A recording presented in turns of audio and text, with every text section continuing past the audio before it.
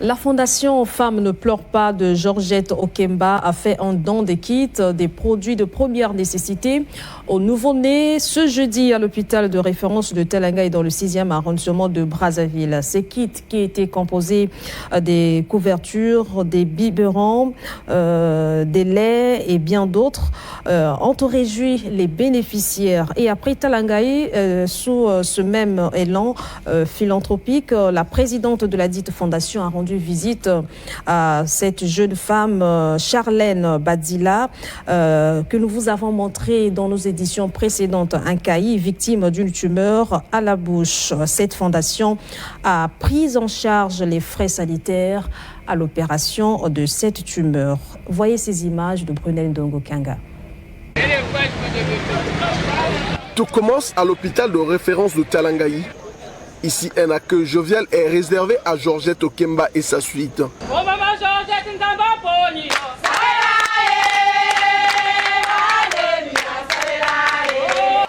La présidente de la Fondation Femmes ne pleure pas, n'est pas venue les mains vides. Dans sa gibecière, des pagnes, des couvertures et d'autres articles de première nécessité pour les nouveau-nés. L'acte ne peut passer sans un mot de reconnaissance des bénéficiaires. Je suis très émue. Ce que maman vient de faire, vraiment, c'est une mère. Parce que penser à une femme qui vient de donner la vie, donc elle aussi c'est une mère. Donc je peux que dire merci. Pour elle, c'est juste un geste de générosité et rien d'autre. C'est un geste d'amour, tout simplement.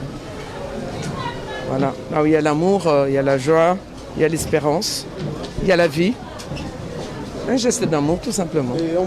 Pour le docteur Roger Oyere, ce genre d'action est nécessaire vu la vulnérabilité de certains patients qui arrivent dans ce centre. Madame Georgette Okemba, c'est une femme de cœur et une femme qui a vraiment de l'amour pour les autres et surtout pour les mères.